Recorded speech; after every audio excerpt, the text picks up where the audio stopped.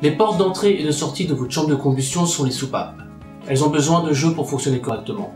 Mais avec le temps, celui-ci peut évoluer et il faut alors le corriger. C'est le réglage du jeu aux soupapes. Les constructeurs recommandent de vérifier régulièrement le jeu aux soupapes et de le régler si nécessaire. Avant toute chose, munissez-vous de la RMT correspondant à votre moto. Toutes les étapes y sont décrites.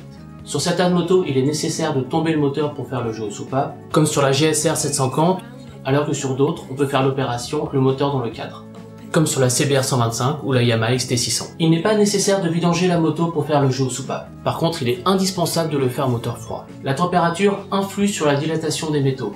Avec un moteur chaud, les mesures seraient faussées. Pour faire le jeu aux soupapes, il faut mettre le moteur au point mort haut. On dévisse les deux bouchons présents sur le carter d'allumage. Le meilleur outil pour les dévisser, c'est une pièce de monnaie et une pincetto. Ces bouchons sont très fragiles comme on peut le voir ici. Utiliser un tournevis risquerait de les abîmer. La lucarne du bas va servir à faire tourner le moteur. Celle du haut permettra de guetter le repère T. Sur les multicylindres, il y a plusieurs points morts hauts. Par exemple T1.4 et T2.3 pour un 4 cylindres en ligne.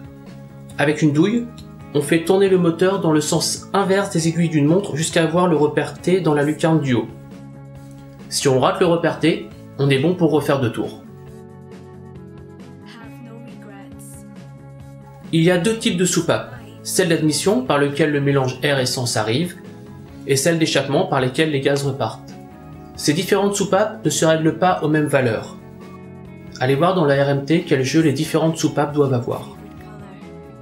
Sur la XT600, l'accès est facile, il y a juste besoin de dévisser les caches. Mais souvent il va falloir tomber le couvre-culbuteur, situé ici, par exemple sur une CBR 125. On peut maintenant passer au cœur de ce tuto, la mesure. Il vous faut un jeu de cale, c'est un ensemble de fines lamelles de métal ayant des épaisseurs commençant à 0,02 mm. Dans notre cas, le jeu aux soupapes pour l'échappement doit être compris entre 0,12 et 0,17 mm. On passe les cales dans l'ordre croissant jusqu'à trouver celles qui ne passent pas. Pour corriger le jeu, il faut commencer par dévisser le contre-écrou. On peut ensuite visser le réglage pour diminuer le jeu aux soupapes ou dévisser pour l'augmenter. On vérifie avec des cales que notre jeu est correct. Une fois le jeu corrigé, on tire la vis de jeu et on serre sans forcer le contre-écrou. Une fois l'échappement fini, on passe aux soupapes d'admission, puis aux autres cylindres. Votre jeu aux soupapes est vérifié et réglé. Ce n'est pas une opération si complexe avec le système par contre-écrou. Donc n'hésitez pas et lancez-vous. Si vous voulez plus d'informations, vous pouvez aller faire un tour sur le site clé12.fr.